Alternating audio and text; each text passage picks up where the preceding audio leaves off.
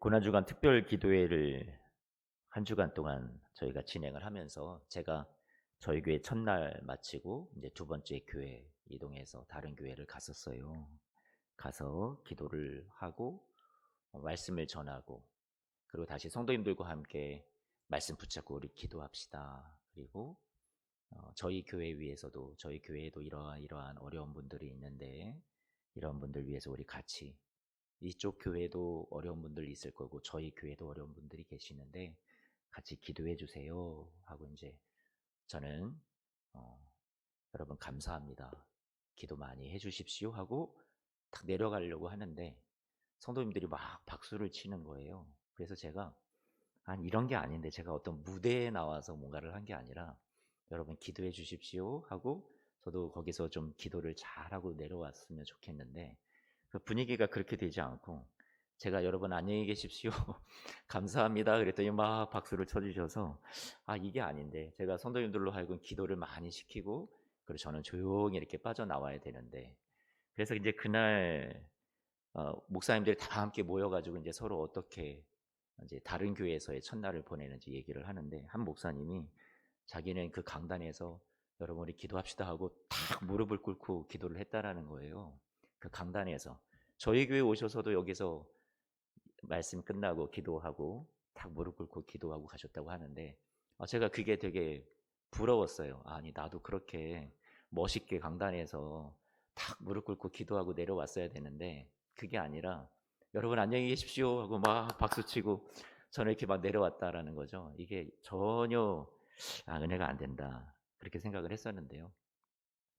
어쨌든 제가 왜 이 얘기를 하냐면 그냥 여러분 좀 웃으라고 얘기를 했는데 전혀 안 웃어주셔서 제가 지금 반응을 어떻게 해야 될지 모르겠는데 첫날 제가 저희 교회에서 말씀 인도 끝나고 기도하는 시간에 내려갈 때 이곳저곳에서 흐느끼는 소리를 들었거든요. 그래서 참 많이 이 고난주간 기도의 기간에 참 삶의 문제로 기도하시는 분들이 참 마음 아프게 힘겹게 기도하시는구나라고 느꼈고 또 그 다음 교회에 갔었을 때도 제가 기도하자고 그 박수 받았던 그 교회에서도 제가 어쨌든 기도하자고 하고 다시 성도님들을 이렇게 기도 시간으로 이끌었는데요.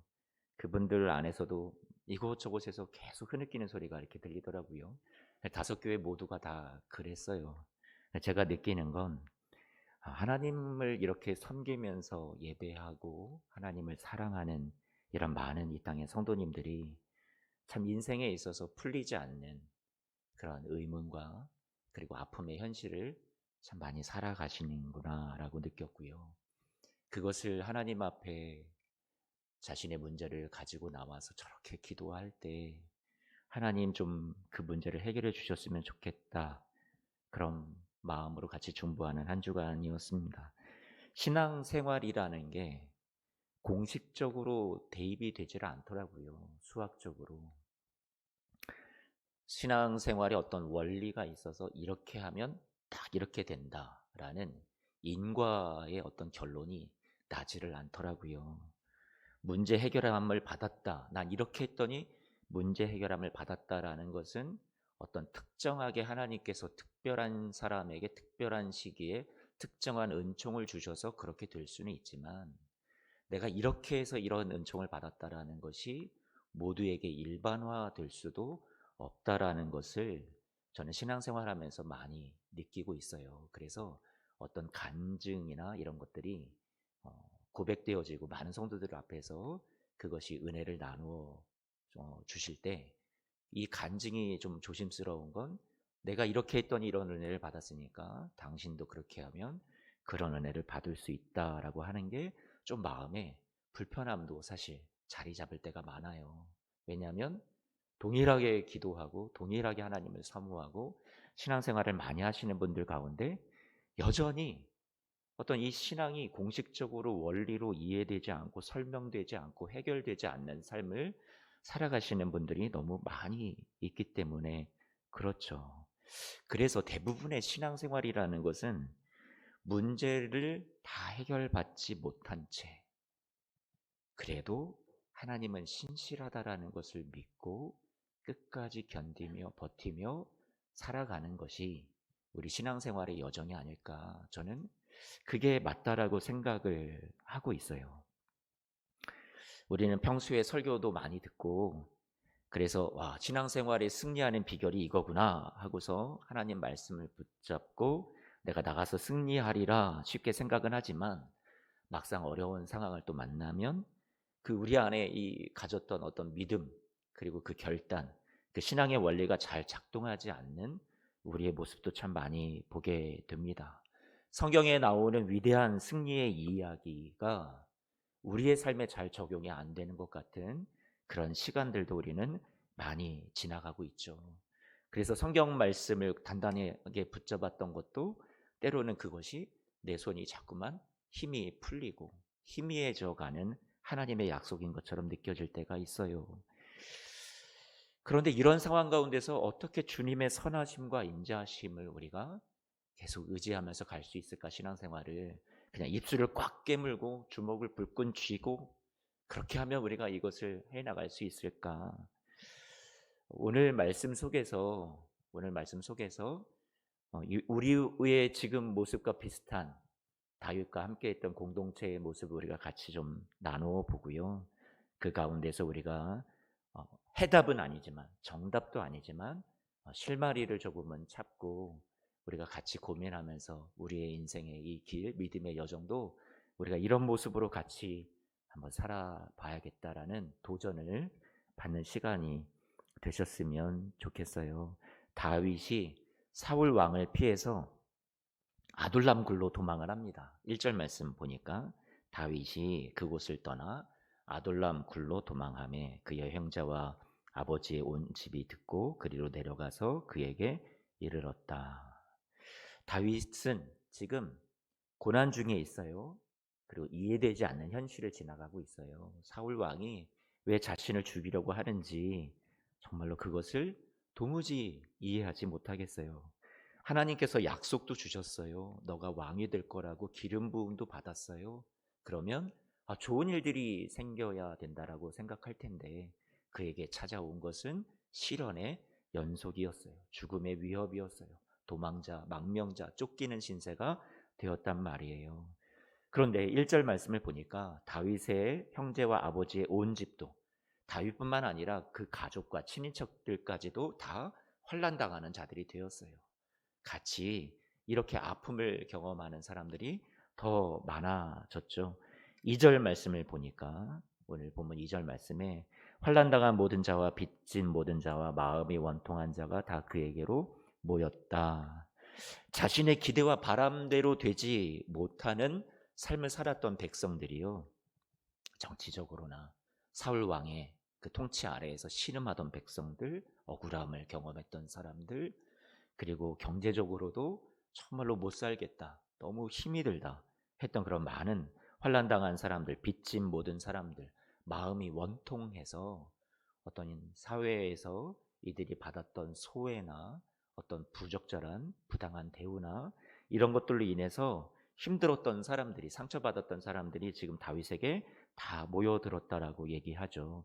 그 수가 한 400명쯤 된다라고 얘기해 주고 있어요. 이 실제 수가 400명인지 아니면 어린 자녀들하고 여성들이 빠져 있는 수가 400명인지는 모르겠지만 어쨌든 많은 사람들이 지금 다윗과 함께 하고 있어요.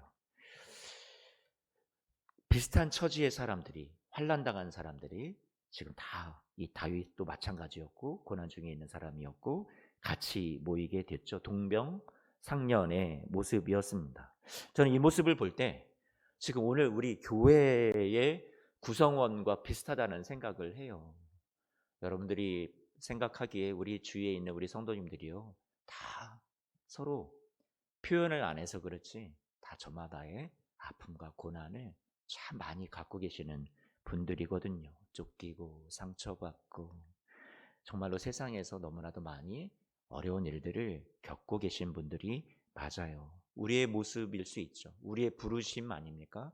이것을 성경은 어떻게 표현하고 있냐면 고린도전서에서 사도 바울이 우리의 부르심을 보라 하면서 그 고린도 교회 내에 모여 있는 성도들의 모습이 이러한 거 아니냐 이렇게 얘기해 주고 있죠. 고린도전서 1장 26절 말씀을 보면 형제들아 너희의 부르심을 봐라.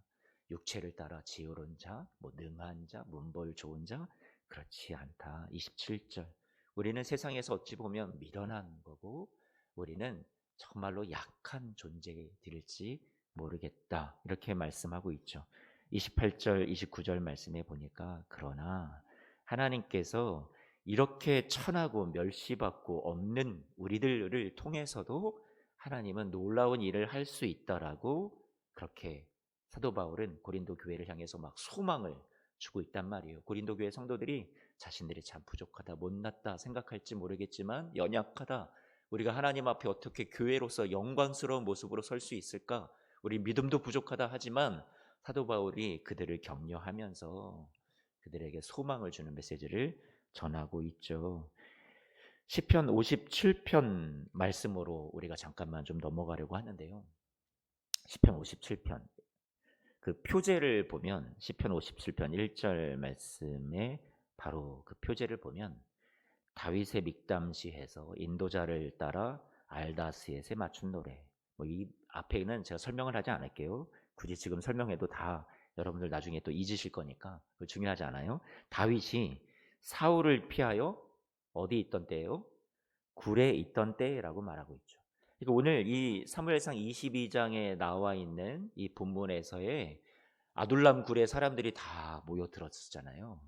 그런데 지금 시편 57편도 다윗이 사울을 피해 굴에 있던 때라고 얘기를 해주고 있죠. 서로 상통하는 거예요. 관련이 있는 말씀이에요. 그러니 이 시편 57편은 다윗이 그 굴에 있을 때 아둘람 굴에 있을 때 썼던 시로 우리가 생각해 볼 수 있고요. 두 번째는 다윗의 시뿐만이 아니라 함께 있던 이 400명 같은 처지에 있었던 환난당했던 이들이 같은 마음으로 같이 불렀던 공동체의 노래가 이 시편 57편이라고 그렇게 우리는 생각할 수 있습니다. 그래서 이들이 그 환난당하고 원통하고 가난하고 힘든 상황 속에서 이들이 함께 모여서 무엇을 소망하고 무엇을 노래했느냐, 그것이 저와 여러분들에게 오늘 이해되지 않는 현실과 환난을 살아가는 우리들이 이런 노래 우리도 같이 부르고 싶다. 그리고 불러야겠다. 소망하고 결단하는 그런 우리 예수소망교회 성도님들이 되셨으면 좋겠어서 오늘 이 말씀을 들고 여러분 앞에 섰습니다. 1절 말씀 우리 같이 한 번만 보죠. 시편 57편 1절이에요.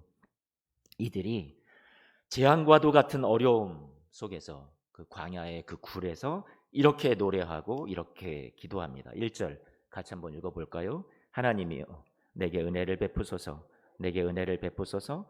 내 영혼이 주께로 피하되 주의 날개 그늘 아래에서 이 재앙들이 지나기까지 피하리이다.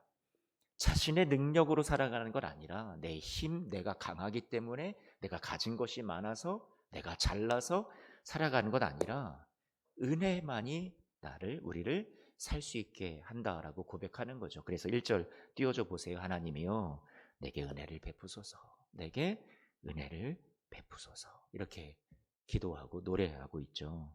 그 광야라는 곳은 들짐승이 있고 온갖 벌레도 있고 살인적인 더위, 뭐 뜨거운 모래 폭풍, 뭐 여러 가지 밤에 매서운 추위로 인해서 잠깐 여행이라면 모를까 여러분 이런 곳에서 도망자로 숨어 지내면서 또 그 굴 속에 차가운 동굴 속에서 여러분 춥고 배고프고 그리고 그 안에 어떤 것들이 있을지 모르는 그런 곳에서 있다라는 것은 차마 어떤 노래를 부른다라는 것, 그곳에서 소망을 노래한다라는 것은 있기 힘든 일이죠. 그런데 이들이 오늘 1절 말씀에서 은혜를 사모하면서 은혜를 베풀어 주세요. 그렇게 두 번이나 간절히 기도하면서 어디로 피한다고 얘기하냐면 우리의 영혼이 주께로 피합니다라고 얘기를 하고 있어요. 그러면서 고백하는 것이 주의 날개 그늘 아래라고 표현하고 있죠.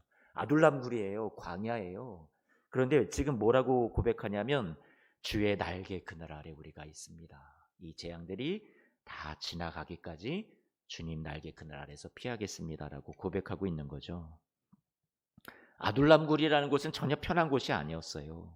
바깥에는 사울 왕의 추적과 수색이 있는 거예요. 생명의 위협을 느끼는 곳이에요. 한 발짝도 자유로이 나갈 수 없는 곳이에요. 벌레가 있을 수 있어요. 추울 수 있어요. 배고파서 제대로 음식을 못 먹고 있었을 거예요. 그런데 이들이 고백한 것은 우리가 주의 날개 그늘 아래에 있습니다. 주의 품 안에 주님의 날개로 우리를 품어주셔서 주님께서 우리를 보호하고 감싸고 계십니다. 이렇게 노래했다라는 거죠. 이 고백이 얼마나 저와 여러분들에게 도전을 주는지 모르겠어요. 그리고 이것은 우리 예수소망교회 성도님들의 우리의 노래고 우리가 함께 고백하는 찬송이라고 생각이 되는데요. 상처가 많았던 사람들이기 때문에 이들이 어찌 보면 노래한다라는 것, 감정을 뛰어넘고 상황을 뛰어넘는다라는 것 쉽지 않았을 거예요. 그런데 이렇게 하나가 되어서 다윗과 함께 노래하고 있어요. 소망을 노래하고 있어요. 신앙의 힘으로 이 시간들을 재앙이 지나가기까지 고백하면서 나아가고 있었다라는 거죠. 함께 미래를 꿈꾸고 소망했어요. 그래서 이 400명의 공동체가요, 훗날 이 모든 상처를 극복하고요, 이 재앙을 지나가고요, 마침내 다윗을 왕으로 삼아 하나님이 다스리시는 그런 나라를 건설하게 되죠. 인생에 있어서는 실패자고 연약한 자 같아 보였던 이들이요, 나중에 다윗이 나라를 세울 때 정말로 기둥 같은 일꾼들로, 그리고 다윗과 함께 나라를 세우고 충성하게 되는 그런 멋진 모습을 보여주게 되죠. 믿음의 내각을 이들과, 이 연약한 자들, 실패했던 자들과 같은 사람들과 이루게 된단 말이에요. 그래서 역대상 12장 22절 말씀은 이들의 모습을 어떻게 표현했느냐, 이렇게 표현했어요. 그때 사람이 날마다 다윗에게로 돌아와서 돕고자 하매. 이들의 모습 실패자요, 연약한 자요, 못난 자요, 무능한 자요, 그런 모습으로 표현하지 않고요. 이들을 뭐라고 얘기했어요? 역대상에서는 큰 군대를 이루어서 하나님의 군대와 같더라라고 얘기해 주고 있어요. 오늘 저는 여기에 계신 우리 사랑하는 예수소망교회 성도님들이요, 하나님의 군대라고 생각이 돼요. 정말로 만만치 않은 현실을 지나가고 계시죠. 그런데 여러분들이 약해 보여도, 여러분들이 나는 믿음도 부족해, 나는 한없이 하나님 앞에 나는 모자라, 이렇게 생각할지 모르겠지만 주님이 이렇게 이 공동체가 함께 모여서 예배하고 노래하고 기도하는 여러분들의 모습을 보면서 하나님은 여러분을 뭐라고 보아주신다고요? 강한 하나님의 군대라고 여러분을 그렇게 여겨주신다라는 거예요. 하나님께서 이렇게 광야와도 같은 인생길에 지치고 매우 약해 보이는 사람들 속에 하나님이 역사하시고 함께 하셔서 이들을 정말로 강한 군대로 만들어내셨다라는 거예요. 이때 사무엘서의 역사 속에서도 그랬어요. 시편 57편 3절 말씀을 볼까요? 3절 말씀을 보니까 그가 하늘에서, 하나님이 그러면 이들이 연약함 가운데, 환난 가운데, 재앙 가운데 있을 때 하나님이 가만히 계시는 게 아니라 이들이 고백하는 그 하나님은 어떤 분이냐면 하늘에서 보내사 나를 삼키려는 자의 비방에서 나를 구원하실지라, 구원할 거라는 것을 확신하고 있었고요. 하나님이 그의 인자와 진리를 보내시리로다, 이렇게 표현하고 있죠. 영어 성경을 보면 하나님이 무엇을 보낸다고 얘기를 해주고 있냐면 다른 번역 영어 성경이 이렇게 표현하고 있어요. 하나님의 사랑과 하나님의 신실함을 보내주신다, 이렇게 표현하고 있어요. His love and faithfulness라고 되어 있는데, 그러니까 하나님께서 이들에게, 하나님께서 인자와 진리를, 3절 말씀 띄워줘 보세요. 하나님이 어떠한 어려움 속에서도 하나님이 우리를 도와주셔서 그의 사랑을 보내주시고 변함없는 신실함을 계속해서 보내주셔서 우리는 광야에 있고 굴 속에 있고 어려운 현실을, 환난을 살아가고 재앙을 지나가지만 이것을 끝까지 지나갈 수 있도록, 이겨낼 수 있도록 하나님의 사랑과 하나님의 신실함을 하나님께서 계속해서 보내주셔서 끝까지 걸어가게 하신다라는 그런 고백을 지금 담고 있는 거죠. 그래서 이들이 우리의 이 환난이 끝나고 승리를 이루는 그날까지 하나님이 우리를 이렇게 끝까지 도와주시는구나, 이것을 소망하면서 마침내 뭐라고 노래하냐면 7절과 8절이죠. 시편 57편 7절 8절 같이 한번 읽어볼게요. 하나님이여, 내 마음이 확정되었고 내 마음이 확정되었사오니 내가 노래하고 내가 찬송하리이다. 어쩌면 이 다윗과 함께 했던 공동체는 순간순간 두렵고 마음이 흔들릴 때가 있을지도 모르겠어요. 때로는 하나님 앞에 말씀을 붙잡고 소망을 붙잡고 하나님의 신실함을, 하나님의 사랑을 의지하면서 나아가더라도 때로는 연약해서 자꾸만 그것을 놓칠 때도 있을지 모르겠어요. 그런데 이들이 지금 하나님 앞에서 뭐라고 고백하냐면 내 마음이 확정되었습니다. 이게 확고부동하다라는 거예요. 이제 더 이상 흔들리지 않겠습니다. 내 마음이 확정되었습니다. 무엇을요? 이제 그 하나님을 소망하는 것을, 하나님을 노래하는 것을 제가 흔들리지 않고, 제가 믿음 약하여지지 않고 계속해서 붙잡겠다라고 고백하는 거예요. 확정된 마음을 가지고 하나님 앞에 어떠한 변화, 어떠한 환경에도 흔들리지 않고 광야에서, 굴 속에서 우리는 이 노래를 부르겠습니다 고백하는데, 그 노래 8절 말씀에 뭐라고 얘기해요? 내 영광아 깰지어다 비파야 수구마 깰지어다 내가 새벽을 어떻게 해요? 깨우리로다 라고 얘기하고 있어요. 새벽을 깨우리로다. 이 말씀을 새벽 기도에 나와라 이 말씀으로 해석해서는 안 되는 거예요. 이 말씀을 가지고 우리 새벽 기도 나옵시다, 그 말씀은 아니에요. 그 말씀이 아니라 새벽을 깨우리로다라는 말씀은 지금 칠흑 같은 어둠이 가득한 세상이라는 거죠. 환경이 그렇다라는 거예요. 그리고 소망이 보이지 않는다라는 거예요. 너무 어둡다라는 거예요. 그런데 이 지금 공동체가 다윗과 함께 노래하고 소망하고 확정하는 것은 무엇이냐면 우리가 이 새벽을 깨우겠다. 얼른 이 캄캄함이 물러가고 어둠이 물러가고 빨리 동트는 아침이 터와서 하나님 우리의 삶에 주님이 비춰주시는 빛을, 승리를, 영광을 보게 해 주옵소서. 그것을 수동적으로 우리는 죽겠네, 더 이상 못 살겠네 하면서 그렇게 버텨가는 인생이 아니라 소망하면서, 확신하면서 하나님 새벽을 제가 깨우겠습니다.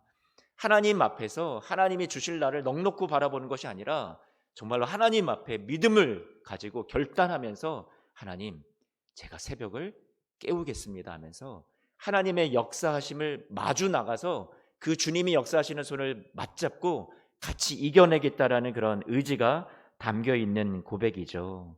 새벽은 어둠의 끝이에요. 밝은 아침의 시작이라는 말이죠. 이 어둠을 물리치고 일어나야 할 시간이에요. 우리 앞에 놓여 있는 모든 어둠이 가만히 있어도 물러갈 아침이 오고 있지만 다윗과 공동체는 수동적으로 마냥 앉아서 기다렸던 것이 아니라 새벽을 능동적으로 깨우고 먼저 다가올 빛을, 아침을 선취하는 거죠. 믿음으로. 저와 여러분에게 아직 승리가 오지 않았어요. 아직 새벽이 지나고 여러분에게 동이 터오는 밝은 아침이 아직 오지는 않았어요. 그렇다고 우리는 아직도 멀었다, 갈 길이 멀었다, 소망이 없다 하는 것이 아니라 지금 새벽을 깨워서 온 것처럼 지금 하나님 저에게는 승리가 있습니다. 하나님이 주시는 빛이 저에게 다가왔습니다 하고 지금 이 시간부로 우리는 새벽을 깨우는 그런 신앙인이 되겠다라는 그런 고백이었단 말이에요. 하나님이 주시는 확신, 하나님이 주시는 사랑, 하나님이 주시는 그 신실함으로 인해서 소망이 막 생겨났고요. 벅차오르는 가슴 속에서 그것을 억누르지 못하고 그 하나님이 주시는 그 승리에 대한 확신이 너무 차고 넘쳐서 지금 찬송이 터져 나오는 거죠. 우리가 새벽을 깨우겠습니다라고요. 어둠에 지지 않겠습니다라고요. 여러분 환경에, 우리의 상황에 우리가 패배하지 않겠다라고 지금 이들이 막 노래하면서 하나님 앞에 나아가고 있었던 거예요.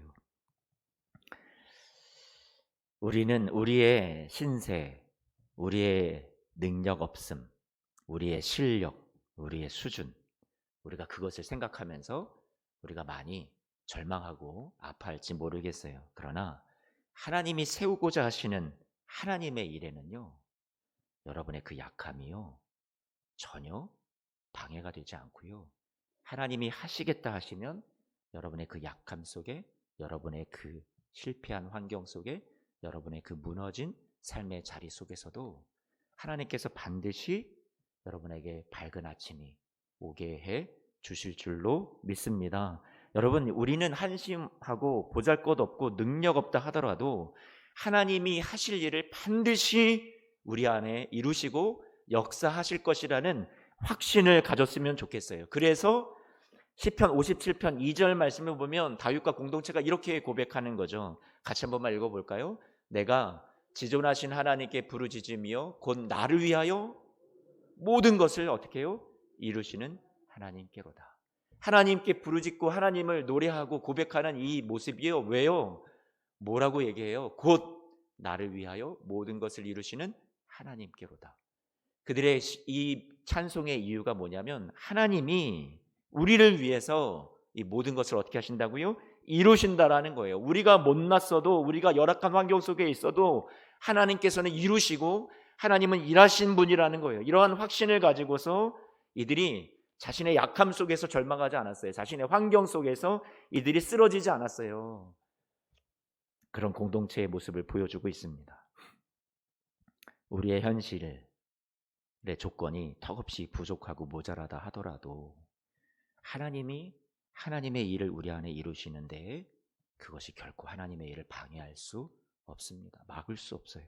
우리가 가진 우리 정말 보잘것없는 능력, 우리의 가난, 우리의 모자란 인격, 스스로 생각하기에도 한심하고 실수 많고 실패한 우리의 이 삶이 보잘것없어 보이는 우리의 믿음조차도 하나님이 그런 우리에게 은혜로 역사하셔서 우리의 삶에 선을 이루시고 저와 여러분의 삶을 반드시 당신께서 생각하시는 아름다운 그렇게 하나님께서 이루어 가시는 역사로 만들어 가실 줄로 믿어요. 하나님께서 저와 여러분의 삶에 우리가 스스로 방해라고 생각하고 이건 장벽이라고 생각했던 것들 가운데 하나님의 은혜로 덮으시고요. 하나님께서 그것을 바꾸어 주실 거란 말이에요. 그래서 우리가 꼭 능력이 있어야만 쓰임 받는 건 아니에요. 능력이 있고 다 잘 갖춘 사람들, 그들에게 좋은 결과가 나오면 그 사람들의 수고죠. 그 사람들의 공로죠. 그 사람들이 영광을 받는 거죠. 오늘 이 말씀 속에 나와 있었던 이 많은 환난당한 사람들 다 비슷비슷한 처지에 실패했던 인생 같았던 이들, 능력 없어 보였던 이들, 그들을 통해서 하나님께서 위대한 공동체를 이루시고 나라를 세우셨듯이 하나님의 일을 나타내셨듯이 하나님께서 믿음 좋고 무조건 믿음이 영웅적이고 잘나고 성공하고 헌금 많이 하고 이런 사람들에게서만 하나님의 역사가 일어난다고 볼 수 없어요. 참 가난하고 하나님 앞에 지금 많은 것을 드릴 수 없어서 우리가 마음 아파하고 내 존재 자체가 별것 아닌 것 같이 살아온 그 인생 속에 하나님의 크심이, 하나님의 은혜가, 하나님의 능력이 함께하여서 하나님이 당신의 일을 이루어 가시는 거죠. 그런 인생이 또 다른 연약함 속에 절망 가운데 있는 또 다른 누군가에게 더 위로를 줄 수 있고요. 소망을 줄 수 있는 거죠. 정말로 영웅적인 사람이 뭐 대단한 하나님의 일을 했다 그러면 우리에게 무슨 위로가 되겠어요. 그런데 우리처럼 연약하고 부족한 사람들 안에서 하나님께서 만들어 가시는 그런 당신의 일을 볼 때 하나님께서 그 사람 안에 믿음을 이루어 가시는 모습, 세워 가시는 모습, 하나님께서 바꿔 가시는 모습을 볼 때 우리는 소망하게 되죠. 나도 가능할 수 있겠구나. 사람들을 변화시킬 수 있고 위로 줄 수 있는 하나님의 은혜와 영광을 더 많이 드러내는 것은요, 우리의 연약함 속에서 나타나는 거거든요. 사도 바울에게 너가 약할 때에 내가 곧 강함이라 라고 사도 바울에게 하나님께서 주님께서 말씀해 주신 말씀이 있잖아요. 우리는 비록 약하지만 우리의 그 연약한 인생의 여정 속에서 우리의 강함 대신 우리를 구원해 주신 주님을 만났기 때문에 우리의 인생은요 충분히 살아볼 만합니다. 우리의 삶에 하나님의 일하심을 드러나는 여러분의 인생이 되시기를 축복해요. 우리가 가지고 있는 연약함과 부족함과 한심함, 불가능해 보이는 이 상황 속에서 이런 막막한 상황 가운데 하나님께서 저와 여러분들을 당신의 두 손으로 빚으셔서 하나님께서 우리 같은 사람들을 통해서도 어떻게 일하시고 어떻게 역사하시는지 그것을 드러내시기를, 하나님의 은혜를 나타내 주시기를, 우리는 못났지만 하나님의 일하심을 노래하며 하나님의 일하심을 여러분의 삶을 통해서 드러내시는 우리 공동체가 되시기를 소망합니다. 우리가 우리 모습을 들여다봐도 답이 나오질 않죠. 그런데 이렇게 부족한 인생, 이런 볼품없는 우리의 인생에 주님께서 하나님의 은혜를 부어주시고 그런 저와 여러분들을 동역자로 삼으셔서 하나님께서 하나님의 일을 같이 해 나가실 거예요. 우리 교회 예수소망교회 성도님들을 통해서요. 여러분의 삶이 아무리 어렵고 힘들어도 하나님이 나와 함께하지 않는다 생각하지 않으셨으면 좋겠고요. 하나님께서 저와 여러분들 안에 일하시고 하나님의 은혜를 더 많이 나타낼 수 있는 내가 될 수 있구나라고 스스로를 하나님 앞에 그렇게 존귀하게 생각했으면 좋겠어요. 오늘 말씀에 나온 약함의 공동체는 한밤중에 노래를 불렀습니다. 그 깊은 밤을 지나가고 있을지라도 절망하지 않았고요. 빨리 새벽을 깨우겠다라고 노래했어요. 아침을 죽을 똥 말똥 소망 없이 살지 않고 기다리지 않았고, 우리의 인생에 밝은 아침 동터오는 것을 미리 앞당겨서 지금 어둠과 절망 속에 있지만 지금 벌써 아침이 온 것처럼 확신하며 소망하며 흔들리지 않겠다고, 내 마음 확정되었다라고, 이 새벽 깨웁니다라고 하나님 앞에 고백했던 이 소망의 노래가 우리 사랑하는 예수소망교회 성도님들의 노래가 되시기를 축복합니다. 하나님의 기쁨과 영광이라는 것은 출렁이는 끝없이 넓은 바다라고 생각이 되고요. 우리가 이 세상에서 일시적으로 당하는 환난에 지나가는 현실의 시간들은 한 방울의 슬픔 속이라고 생각이 됩니다. 그 한 방울의 슬픔 속에 갇혀 계시지 말고요. 여러분, 그 끝없는 은혜의 바다에, 영광의 바다에 우리가 노저, 우리가 힘겹지만 그래도 찬송하며 소망하며 나아가시는 우리 성도님들이 되셨으면 좋겠어요. 마침내 하나님께서 그 눈물을 거두어 가시고요. 저와 여러분들에게 웃음과 기쁨이, 또한 승리가, 그리고 이해되지 않았던 현실을 여러분들이 마침내 이해하면서 하나님 이래서 이러셨군요 라고 하나님 앞에 이해하며 하나님을 감사하고 하나님을 높이게 되는 저와 여러분들의 앞날이 되시기를 축복합니다. 주님의 주시는 빛이 저와 여러분의 인생에 반드시 찾아와서 여러분의 어둠이 물러가고 밤이 물러가고 밝은 아침이 찾아올 때가 반드시 올 줄로 믿어요. 부활한 몸으로 우리 부활절을 지냈잖아요.